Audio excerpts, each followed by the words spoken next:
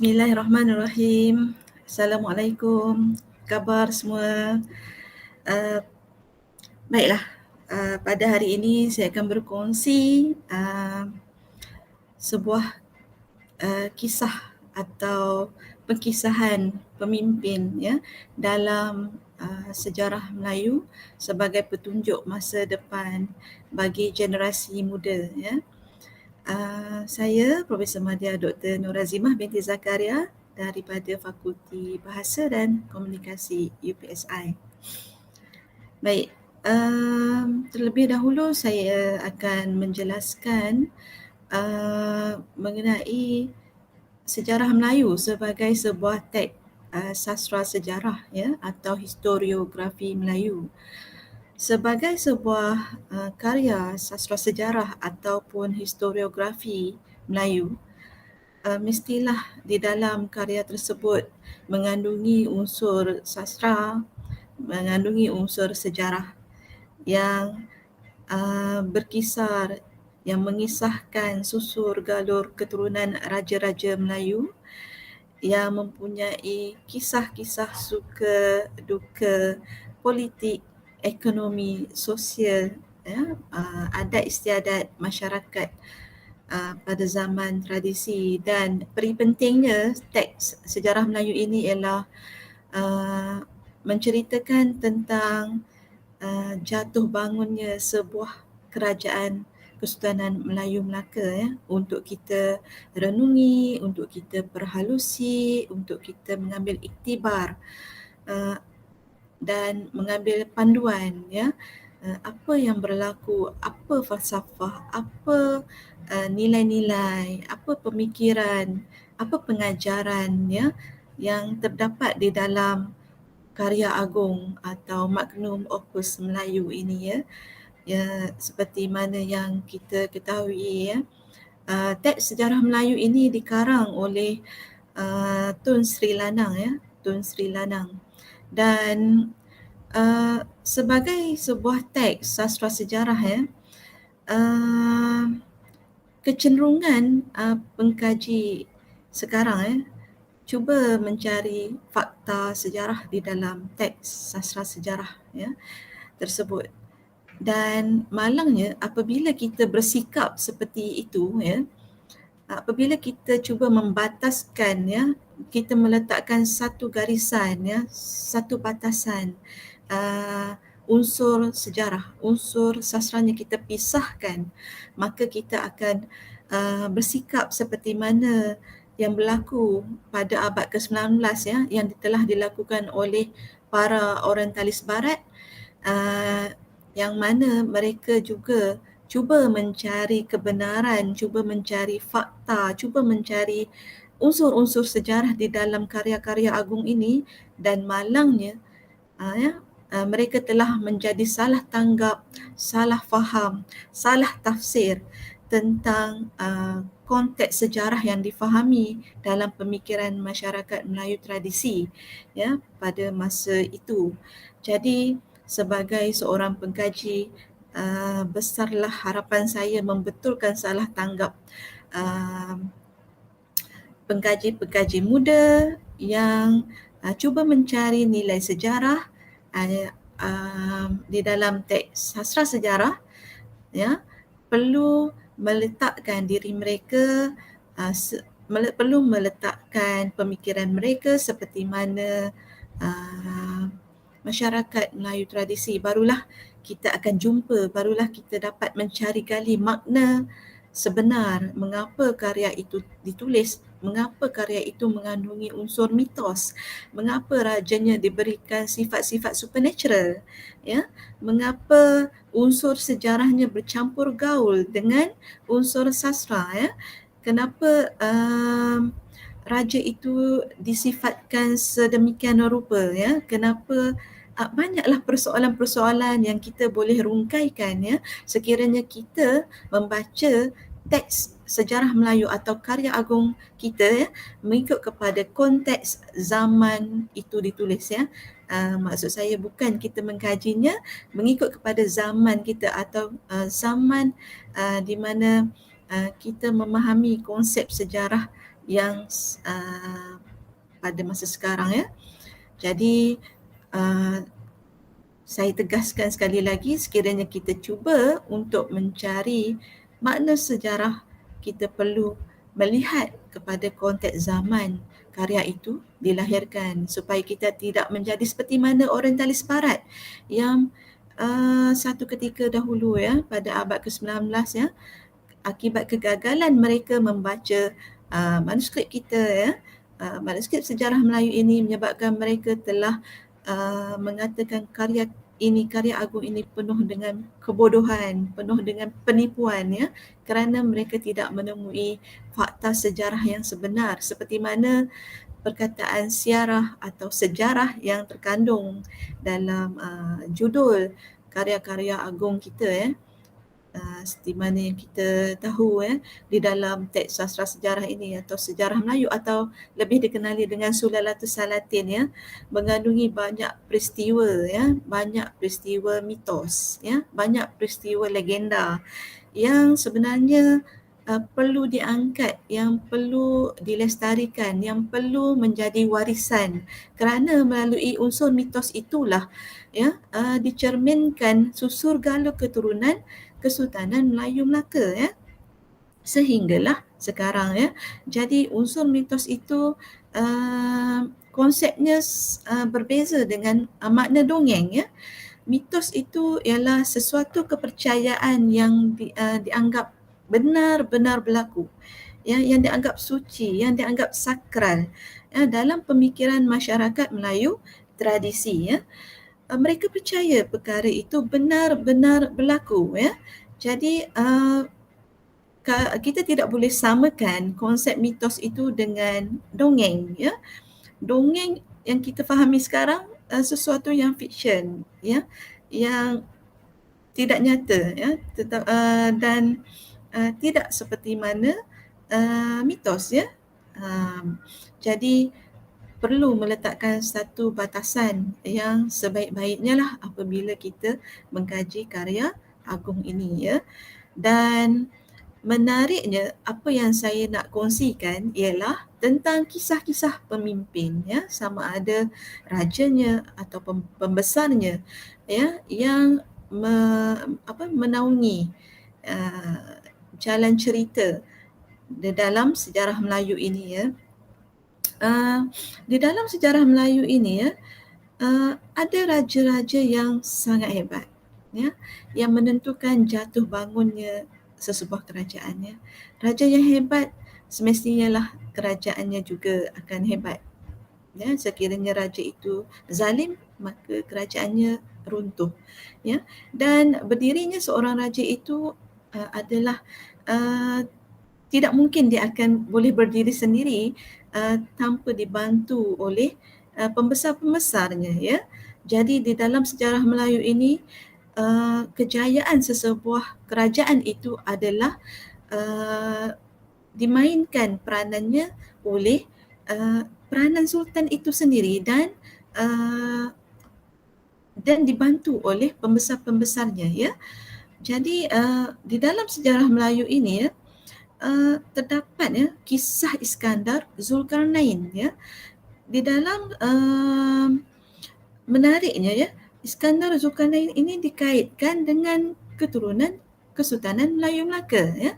Dikatakan ya, Raja Melayu kita berasal daripada Iskandar Zulkarnain yang kita kenali baginda ialah seorang raja yang berasal dari Makedonia ya. Dikatakan ya, seorang keturunan Iskandar Zulkarnain yang bernama Raja Suran ini masuk ya ke dalam laut ya, kerana ingin melihat keindahan di dalam laut, menerusi sebuah peti kaca atau disebut sebagai pesawat di dalam sejarah Melayu ya. Dan Raja Suran ini dikatakan telah berkahwin dengan seorang puteri yang bernama Puteri Mahtabul Bahri, serta telah melahirkan 3 orang putera yang bernama Nila Pahlawan, Krishna Pandita dan Nila Utama ya. Ketiga-tiga orang putera berkenaan ya dikatakan telah naik ke Bukit Siguntang ya, Bukit Siguntang yang terletak di Palembang ya. Dan dikatakan juga di dalam sejarah Melayu nila utama ini atau kita sebut sebagai Sri Tribuana dilantik menjadi raja di Palembang manakala nila pahlawan atau disebut sebagai Sangsa Purba menjadi raja di Minangkabau dan Krishna Pandita di Tanjung Pura Zuriatnya daripada Sri Tribuana ini kemudiannya berjaya membuka negeri di Melaka itu menariknya salah silah keturunan Kesultanan Melayu kita ini secara logik akalnya orang kata ia adalah sebuah kisah mitos jadi tetapi peri pentingnya susur galur keturunan raja-raja Melayu ini daripada nila utama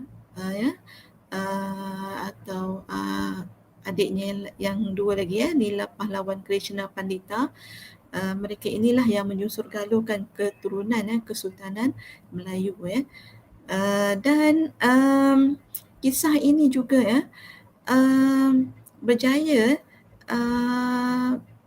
diikut atau menjadi ikutan oleh kebanyakan teks sastra sejarah yang lain seperti Hikayat Siak, Tufah An-Nafis, Kitab Bustanus Salatin, Sejarah Raja Riau dan Keringkasan Sejarah Melayu yang mengaitkan keturunan mereka, keturunan raja-raja mereka dengan tokoh keturunan diraja yang terdapat di dalam sejarah Melayu. Di dalam sejarah Melayu ini, penting diingatkan kejatuhan atau makmurnya sesebuah kerajaan itu berdasarkan kajian-kajian adalah berteraskan daripada patuhnya mereka kepada konsep wa'adat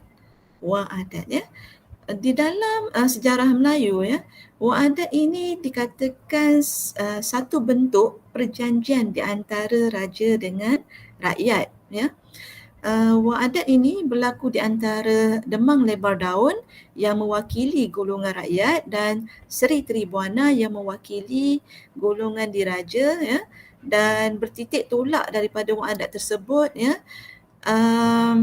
di dalam sejarah Melayu dia dapat memerihalkan tentang kisah raja yang berdaulat contoh kat sini dalam wa'adat itu saya bacakan sedikit maka sembah Demang Lebar Daun patik pohonkan titah duli yang maha mulia, maka titah baginda hendaklah segala hamba Melayu jikalau ada salahnya sekalipun atau sebab zalimnya atau jahatnya, jangan sekali hamba Melayu menitikkan darah ke bumi jikalau setengah benci hindarilah dari negeri itu hingga dalam takluk negerinya juga maka sembah Demang Lebar Daun baiklah duli tuanku, tetapi jikalau anak cucu tuanku dahulu mengubah janji patik pun berubah juga maka titah baginda baiklah paman kabullah hamba lalu bersembah setia dengan Demang Lebar Daun maka titah baginda barang siapa hamba Melayu derhaka mengubahkan janjinya dengan rajanya dibalikkan Allah Ta'ala bumbungan rumahnya ke bawah, kaki tiang ke atas, maka sembah Demang Lebar Daun jikalau Raja Melayu mengubah janjinya dengan hamba Melayu binasakan Allah Ta'ala negeri dan tahta kerajaan. Jadi wa'adat ini sebagai satu bentuk perjanjian sekiranya raja itu zalim maka negara dia atau kerajaan dia akan runtuh jatuh begitu juga sekiranya rakyat tidak mematuhi wa'adat tersebut maka rakyat juga akan ditimpa tulah lah okey baik kita akan melihat beberapa orang pemimpin Melayu sultan ataupun pembesar di dalam sejarah Melayu ini yang kita boleh pelajari yang kita boleh lihat apa nilai-nilai yang menjadi, orang kata, kita boleh ambil sebagai panduan lah, ya, untuk kita lihat sebagai sebuah bentuk, ya, pentadbiran atau politik yang bagaimana pada zaman Kesultanan Melayu dahulu. Baiklah, yang pertama yang saya nak ketengahkan ialah Sultan Muzaffar Shah. Sultan Muzaffar Shah ni digambarkan di dalam sejarah Melayu sebagai seorang sultan yang sangat bijaksana dalam menguruskan masalah politik, ya, dan perpecahan yang berlaku pada zaman pemerintahan baginda. Pada zaman pemerintahan Sultan Muzaffar Shah ni, baginda lah yang melantik, ya, Tun Perak, dan pada zaman baginda jugalah hukum kanun Melaka diperkenalkan, ya. Jadi kita tahu, kita semua maklum, Tun Perak seorang pembesar, seorang bendahara yang bijak, ya, dan Sultan Muzaffar lah yang telah bertanggungjawab, ya, membawa Tun Perak ini menjadi bendahara, ya. Sultan Muzaffar Shah ini dikatakan seorang yang sangat baik dengan Seri Nara Diraja. Seri Nara Diraja ini merupakan bapa saudara dia yang juga telah membantunya merampas kuasa, ya. Dan baginda yang dikatakan dalam sejarah Melayu ini banyak membuat pertimbangan, ya.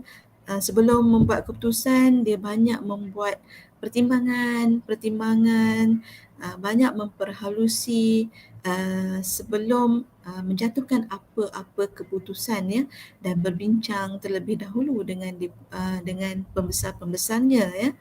Dan baginda juga, ya, telah berkahwin dengan Tun Kudu. Tun Kudu. Di dalam sejarah Melayu ini, Tun Kudu ini, ya, telah diceraikan, ya, oleh Sultan Muzaffar Shah kerana untuk menjaga hubungan, ya, di antara telah diceraikan, ya, untuk dikahwini oleh Seri Nara Diraja. Ya. Tun Kudu ni ialah anak bendahara Seri Wak Raja, iaitu kakak kepada Paduka Raja Tun Perak. Jadi Paduka Raja Tun Perak ini mempunyai masalah, ya, dengan Seri Nara Diraja Tun Ali. Jadi untuk merapatkan hubungan Seri Nara Diraja Tun Ali dengan Paduka Raja Tun Perak, Sultan Muzaffar Shah telah sanggup menceraikan Tun Kudu. Kerana apa, ya? Sebab Seri Nara Diraja Tun Ali ini dia berkehendakkan Tun Kudu, walaupun telah ditawarkan wanita lain sebagai isteri, tetapi Seri Nara Diraja Tun Ali dia berkenankan Tun Kudu. Jadi Sultan Muzaffar Shah telah menceraikan Tun Kudu untuk dikahwini oleh Seri Nara Diraja. Maka berbaiklah Seri Nara Diraja Tun Ali ni dengan Paduka Raja Tun Perak, kerana Seri Nara Diraja Tun Ali ni telah pun berkahwin dengan Tun Kudu, iaitu seorang kakak kepada Paduka Raja Tun Perak. Jadi selesailah masalah di antara pembesarnya di situ.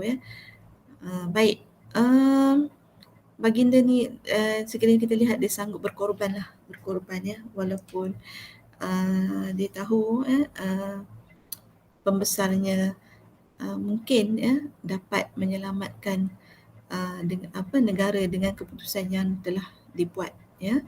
Jadi yang seterusnya kita boleh lihat pula kepimpinan Sultan Mansur Shah. Di dalam sejarah Melayu, Sultan Mansur Shah dikisahkan sebagai sultan yang terbaik ya dalam sejarah Melaka ya. Dan kenapa terbaik ya? Kerana dalam pemerintahan baginda lah ya, banyak hubungan diplomatik yang telah dijalinkan ya, sama ada dari dalam dan luar Melaka ya. Terlebih dahulu Sultan Mansur Shah ni, kalau kita nak tengok dia berdiplomasi ya, apabila baginda ni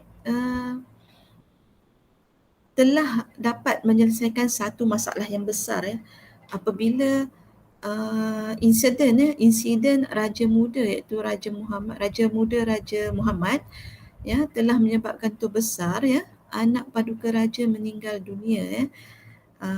Pada masa itu ya, insiden itu berlaku apabila Raja Muhammad bertindak menikam Tun Besar kerana sepak bola raga terkena, Tun Besar tu terkena dan menjatuhkan destar baginda ya.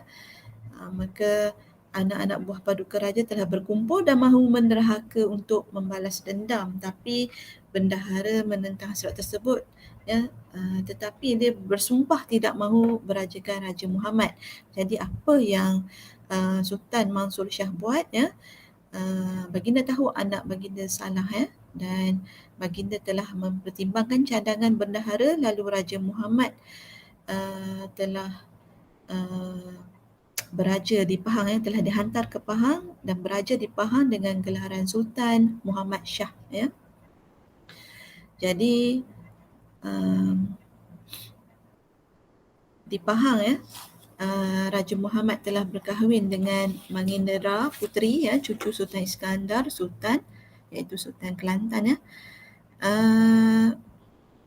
Dan dalam hal ini ya, dalam peristiwa yang menghantar Raja Muhammad ke Pahang ya, selepas Raja Muhammad menikam anak bendahara ya, kita dapat lihat ya, baginda telah membuat satu keputusan dengan adil ya, apabila baginda hanya bertindak selepas mendengar cadangan atau penjelasan daripada semua yang terlibat.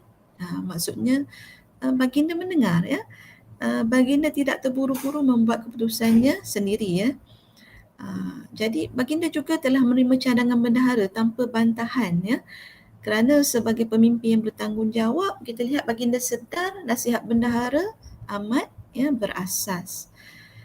Jadi selain daripada itu ya, Sultan Mansur Shah ini juga telah menjalinkan hubungan diplomatik dengan Siam ya. Tugas ya membawa utusan pada masa itu telah diberikan kepada Tun Telanai ya. Ini episod yang kisah berbaik-baik Melaka Siam ya dalam sejarah Melayu ya. Dan perhubungan ini dilihat satu hubungan yang positif ya, dan jalinan hubungan diplomatik antarabangsa dikisahkan juga dalam kisah memohon jajahan sebelum kembali dan perhubungan dengan negeri China. Selain daripada Siam tadi, dalam pemerintahan Sultan Mansur Shah, baginda juga menjalin hubungan dengan negeri China dan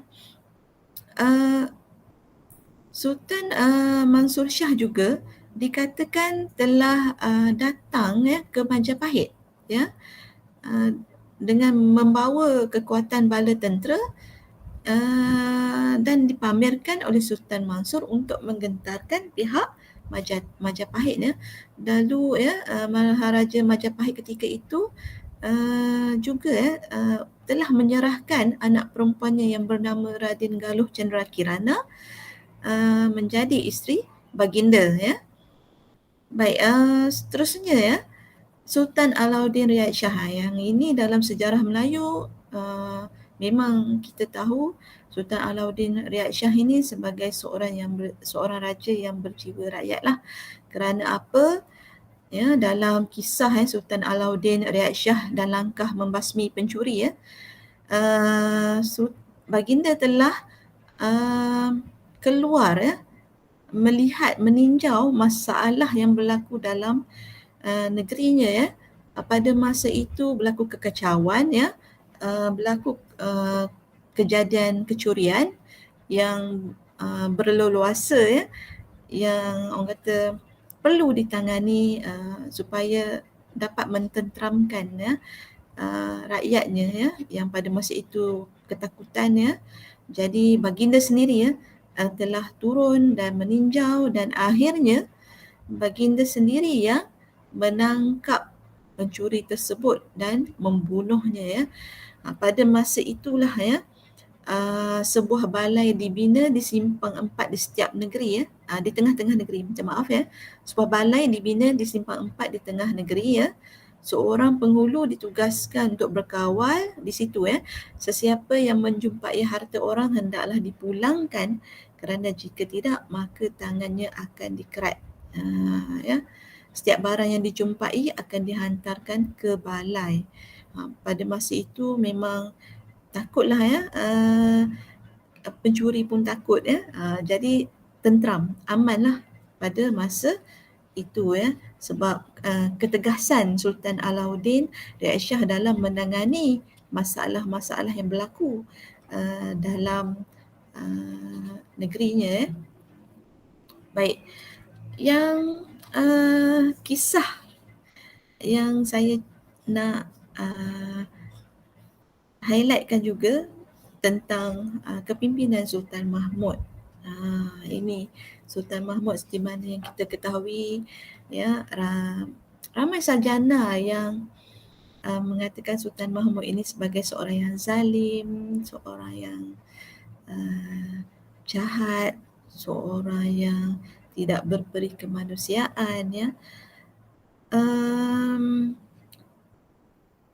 sekiranya kita melihat Sultan Mahmud sebagai seorang pemimpin pada masa itu kita tahu kepimpinannya memang lemah memang lemah.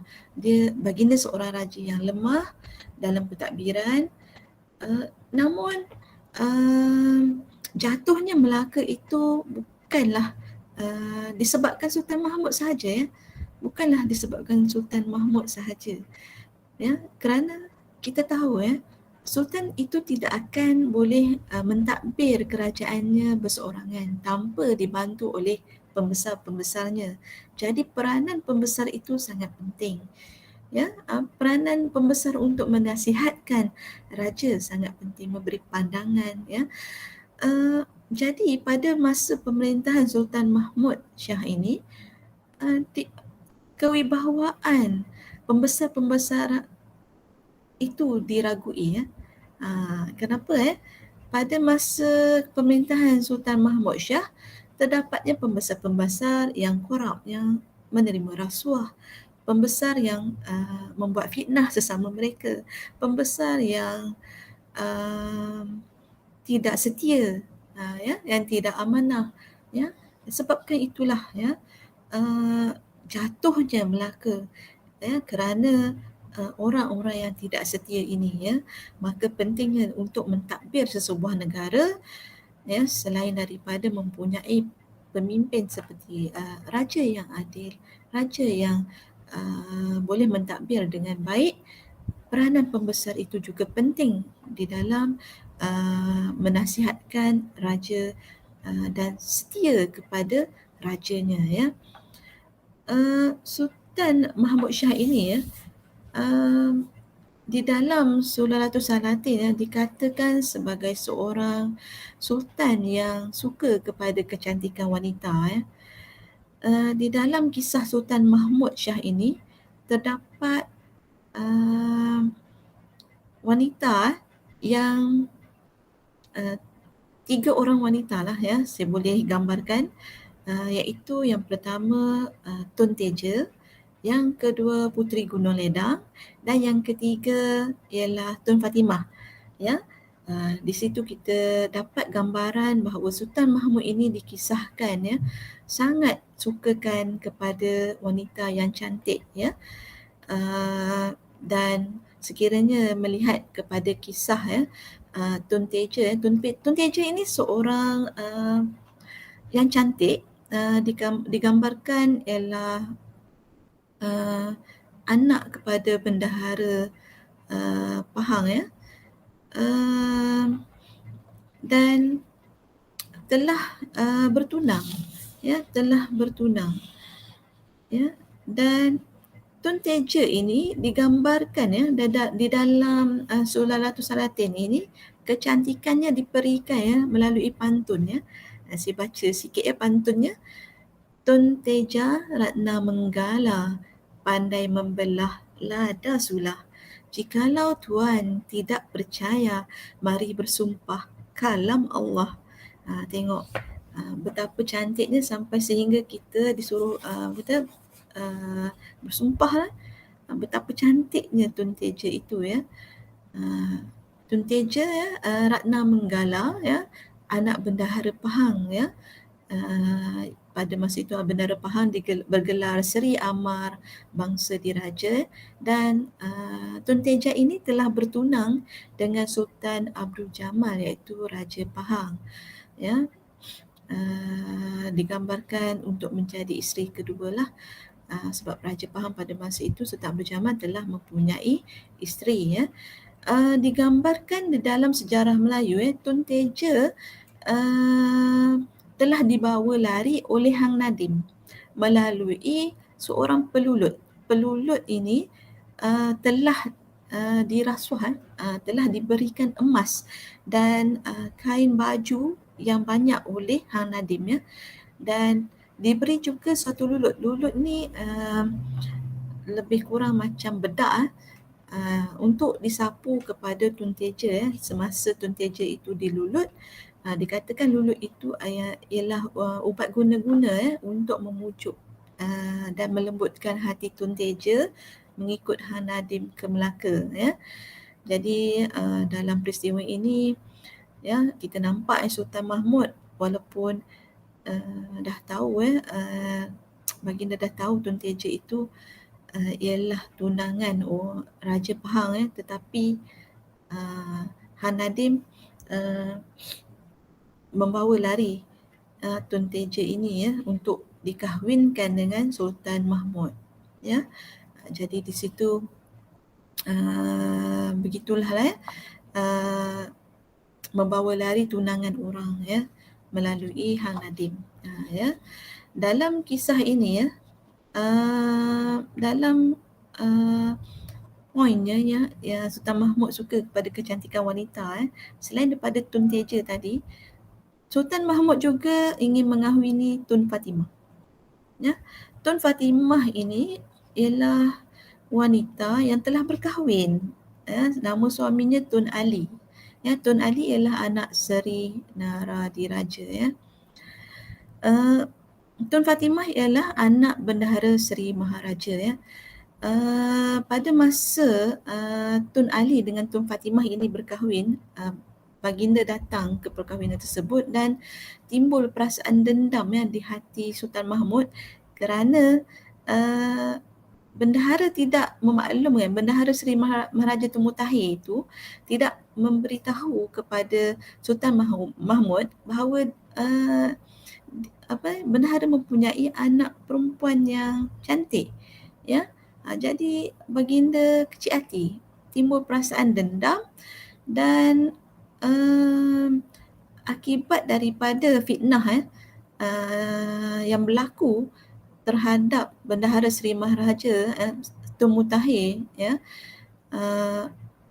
dan kesempatan itu diambil oleh baginda menjatuhkan hukuman bunuh kepada bendahara Seri Maharaja Tun Mutahir dan suaminya, suami Tun Fatimah iaitu Tun Ali, dan akhirnya Tun Fatimah telah diambil oleh Sultan Mahmud menjadi isteri ya. Dikatakan sepanjang perkahwinan Tun Fatimah dengan Sultan Mahmud, Tun Fatimah ini telah bertindak membuang kandungannya. Contoh petikan kita boleh lihat ini sebenarnya kalau dalam kajian para sarjana atau kajian feminis dikatakan Tun Fatimah ini protes dalaman uh, menandakan perasaannya dendamnya kepada Sultan Mahmud kerana telah menjatuhkan hukuman bunuh kepada ayahandanya dan suaminya, sehingga kan dia telah diambil dan dikahwini oleh orang yang telah menjatuhkan hukuman bunuh kepada ayahandanya dan suaminya itu Baik, di dalam sejarah Melayu ada petikan ini Sultan Mahmud bertanya kepada Tun Fatimah mengapatah maka tuan hamil dibuangkan, tiada sukakah tuan beranak dengan beta? Maka sahut Tun Fatimah, apatah kerja raja beranak dengan beta lagi, kerana anak raja yang kerajaan telah ada. Maka titah Sultan Mahmud, jikalau tuan hamil sekali lagi, jangan dibuangkan. Jikalau ia lelaki, ialah kita rajakan. Setelah itu, maka Tun Fatimah pun hamil pula, tiadalah dibuangkannya lagi. Baik, kecantikan kecantikan Puteri Gunung Ledang juga menarik perhatian Sultan Mahmud. Digambarkan kisah peminangan Puteri Gunung Ledang ini adalah metafora tentang sikap Sultan Mahmud yang sebenar, yang digambarkan zalim, yang tidak baiklah jadi di dalam metafora ini dalam kisah peminangan Puteri Gunung Ledang ini Puteri Gunung Ledang telah memberikan 7 syarat kepada Sultan Mahmud untuk dipenuhi. Sekiranya Sultan Mahmud berjaya memenuhi 7 syarat tersebut, maka barulah Puteri Gunung Ledang setuju untuk berkahwin dengan Sultan Mahmud. Di antara 7 syarat tersebut saya bacakan, ini terdapat di dalam sejarah Melayu. Jikalau Raja Melaka hendakkan aku, perbuatkanlah aku jambatan emas 1 dan jambatan perak 1 dari Melaka datang ke Gunung Ledang itu. Akan peminangnya hati nyamuk 7 dulang, hati kuman 7 dulang, air mata setempayan, air pinang muda setempayan, darah anak raja yang bernama Raja Ahmad itu semangkuk. 7 syarat itu 6 daripadanya sanggup dipenuhi oleh Sultan Mahmud, tetapi malangnya satu syarat iaitu semangkuk darah anak endanya iaitu Raja Ahmad tidak sanggup ditunaikan, tidak sanggup dipenuhi oleh Sultan Mahmud kerana kasih dan sayangnya baginda kepada Raja Ahmad. Jadi tidaklah jadi berkahwin Sultan Mahmud dengan Puteri Gunung Ledang. Baiklah, seperti mana yang saya maklumkan tadi kegemilangan sesebuah kerajaan itu adalah dimainkan peranannya oleh sultan ataupun pembesarnya pada masa kegemilangan Kesultanan Melayu Melaka terdapat seorang bendahara yang sangat hebat iaitu Tun Perak. Tun Perak ini digambarkan bendahara yang sangat bijaksana. Bijak kerana apa bijak kerana strateginya mengatur peperangan pada masa Tun Perak ini kisah Tun Perak bagaimana dia strateginya semasa Tun Perak cuba mempertahankan Melaka. Tun Perak ini telah membawa tentera untuk mempertahankan Melaka bersama-sama dengan orang perempuan isteri-isteri pengikut dia. Dan ada pembesar yang tidak puas hati yang mengadu kepada raja.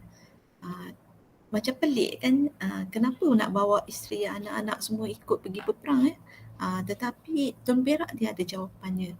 Ya, bayangkan Tun Perak sudah orang kata terlalu bijaksana ya. Dia kata bahawa orangnya yang akan berperang akan lebih bersungguh-sungguh dari orang lain kerana mahu menjaga keselamatan isteri mereka masing-masing di samping berperang untuk raja. Maksudnya bila ada isteri anak-anak itu, bila ada isteri bersama menambahkan semangat kepada tenteranya itu, ya. Dan selain daripada itu semasa Tun Perak membuat strategi peperangan di dalam menangani kisah peperangan dengan Siam kalau tak salah saya serangan dengan Siam ini kata yang menariknya kreatif Tun Perak telah menggunakan pemikiran kreatifnya kerana apa Tun Perak mempunyai satu strategi ya dengan mengikat puntung api di sepanjang pantai dan tindakannya itu berjaya menimbulkan rasa gerun daripada pihak musuh.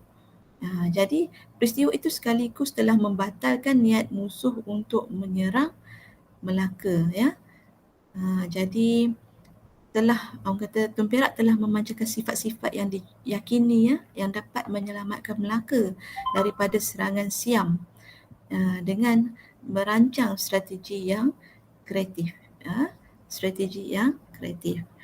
Baik.